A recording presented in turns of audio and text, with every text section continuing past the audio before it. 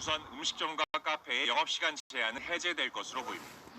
집합금지로 영업을 하지 못하고 있는 유흥업소에 대해서는 스포츠 경기 관람과 마찬가지로 접종 완료자를 중심으로 영업을 재개하는 방안이 검토 중입니다. 정부는 모레 예정된 공청회에서 일상회복지원위원회가 마련한 초안을 공개합니다. 이어 다음 주 금요일에는 일상회복 이행 계획을 확정 발표한 뒤 이르면 다음 달 1일부터 위드 코로나로 전환한다는 게 목표입니다.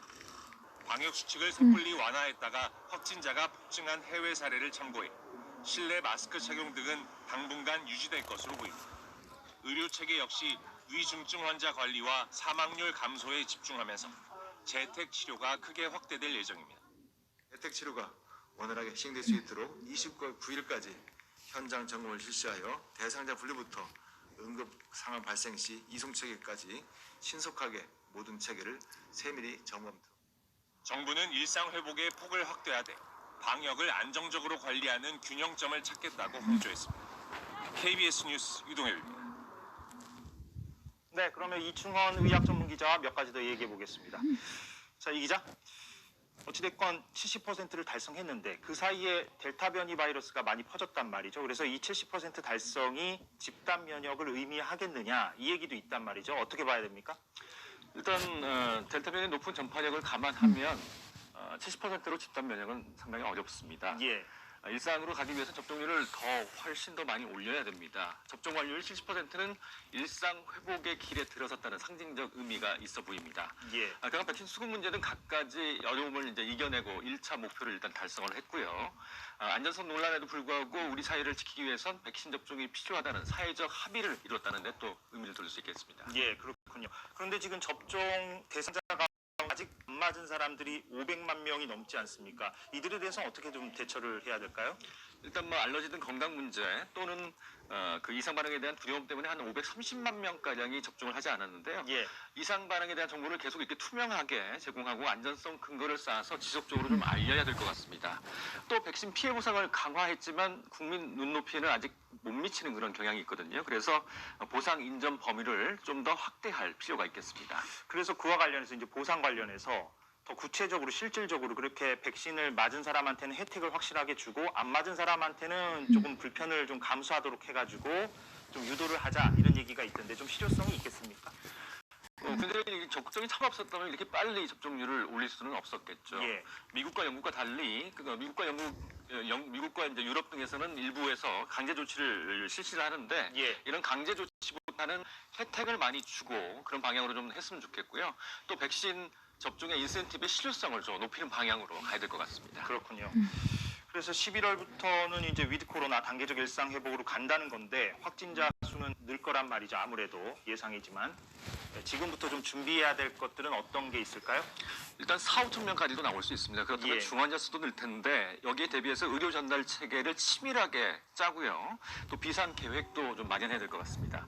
지금은 중환자의 경우에 공공병원 등 코로나19 인공호흡기가 필요한 상태가 되면 좀 더 나은 대학병원으로 이송해서 치료를 하거든요. 예. 근데 위중한 환자가 확 늘어서 대학병원이 다 차게 되면 위중한 환자가 전담병원에서 이제 치료를 받을 수가 있습니다. 그렇기 때문에 대학병원으로의 이송 기준을 좀 자세히 마련하고 전담병원 중환자 시설 또 인력을 충분히 준비해야 될 것 같습니다. 그렇군요.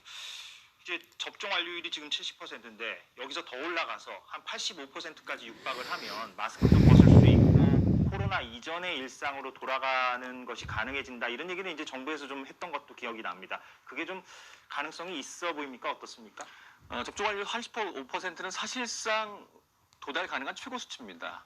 12세 이상 청소년이 접종을 많이 해야 이 수치에 도달할 수 있는데 만약 그렇다면 내년 초쯤에 도달이 가능할 것으로 보입니다. 예. 그런데 이 정도 돼도 확진자가 크게 줄어들 가능성은 크지 않습니다. 싱가포르를 보면 접종 완료율이 44%인데 하루에 4천 명씩 현재 확진자가 나오고 있거든요.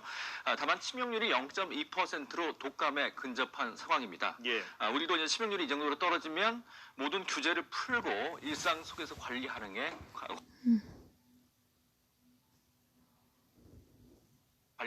가능할 것으로 보입니다. 그렇군요. 알겠습니다. 오늘 여기서 마무리하겠습니다. 네. 네, 한국의 백신 접종 완료율이 70%를 넘어선 가운데 전 세계 인구 대비 백신 접종 완료율은 말이야 막걸리요. 수준입니다. 우선 선진국을 보면 영국은 약 66%, 독일 65%, 프랑스 67%로 60% 중반대인데요. 하지만 동남, 아프리카 등지의 개발도상들은 접종 완료 비율이 20%에서 40% 안팎, 특히 아프리카는 상당수 나라들이 채 10%에도 미치지 못합니다. 백신이 부족한 것도 문제지만 있어도 맞지 않는 나라들이 있습니다. 백신이 풍부한 미국은 인구 대비 접종 완료율이 50% 중반대에서 정체돼 있고요. 러시아는 자체 개발한 백신도 있지만 접종 완료율 32%에 머물고 있습니다. 때문에 각국이 백신 접종 의무화나 백신 패스 도입 등의 접종 독려 정책을 쓰고 있는데요. 하지만 곳곳에서 반대 시위가 잇따르는 등 진통이 여전합니다. 류호성 기자의 보도입니다. 지난달 9일 미국에선 코로나19 백신 접종 의무화라는 초강수 조치가 내려졌습니다. Over 200 million Americans have gotten at least one shot. We've been patient, but our patience is wearing thin. 한 달여가 지났지만 정치권뿐만 아니라 학교와 소방, 경찰 등 공공부문 단체들의 반발이 거셉니다. 시카고에선 시와 경찰이 소송전을 하고 있는데 시장은 백신을 맞아야 월급을 준다고 했고 경찰은 부적절한 지시라며 맞서는 상태입니다. All of those things are a change in your employment policies. You have to negotiate with us what that looks like. 민간 부문도 반발하긴 마찬가지입니다. 보잉사 직원 12만 5천 명은 12월까지 백신 접종을 끝내야 하지만 일부 직원들은 개인의 선택권이 침해됐다며 시위를 벌였습니다. 이런 가운데 미국 연방 대법원은 접종 의무를 반대한 메인주 보건 종사자들의 소송을 기각하며 정부의 손을 들어줬습니다. 프랑스에선 식당, 쇼핑몰, 대중교통 등 거의 모든 분야에서 백신 패스가 의무화됐습니다. 의료계 종사자에 대한 접종 의무 조치가 내려졌고 미접종자에 대한 취업 금지 조치가 내려지자 근로자들은 단식 투쟁에 돌입하기도 했습니다. Alors c'est une grève de la faim parce que on estime que cette obligation vaccinale elle ne devrait pas avoir lieu. 유럽에서 코로나19 피해가 가장 컸던 이탈리아는 가장 강력한 백신 패스 정책이 시행 중입니다. 지난 15일부터 모든 사업장에서 면역 증명서는 필수. 증명서가 없으면 노동자는 무급 정직, 사용자는 벌금을 내도록 강제하고 있어 대규모 시위가 잇따랐습니다.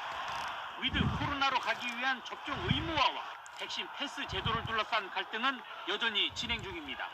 KBS 뉴스 류선입니다. 오늘 오전 서울의 한 신축 건물 지하 공사 현장에서 화재 진압에 쓰이는 이산화탄소가 누출돼 노동자 2명이 숨지고 19명이 다쳤습니다. 이 대량의 이산화탄소가 갑자기 분출돼 일부 노동자들이 변을 당했는데요. 소방당국은 가스 분출 수동 조작 스위치가 작동된 것을 확인하고 이 부분도 조사하고 있습니다. 김용준 기자입니다. 공사 현장 노동자들이 의식을 잃고 바닥에 누워있고 119 구급대원들은 심폐소생술을 시도합니다.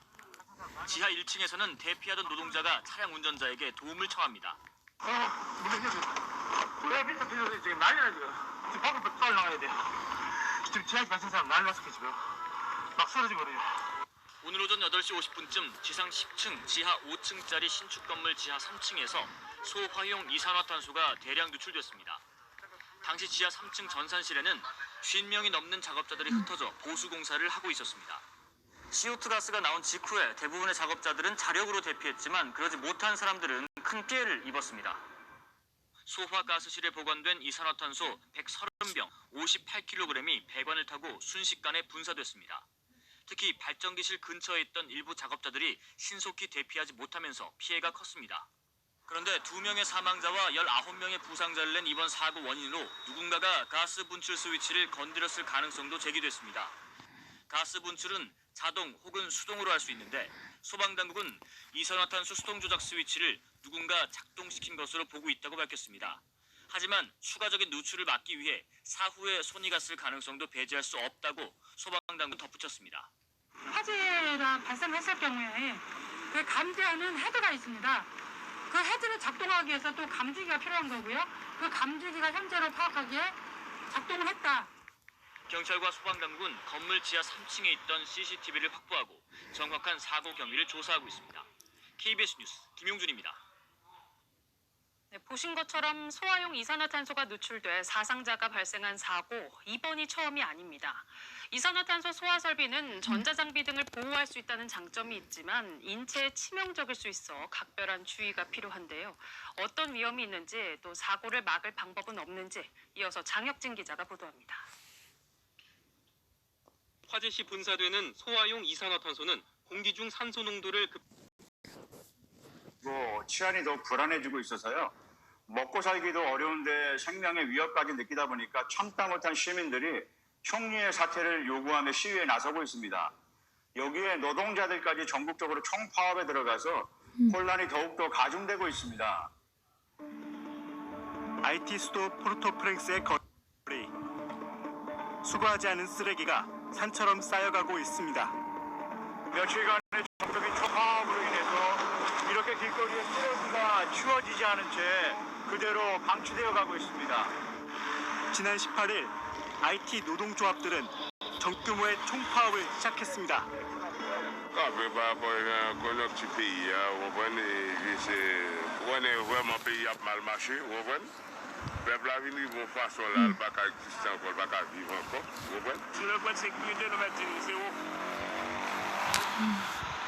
presque tout haïtien vient faire payer à puis pour c'est jeudi mercredi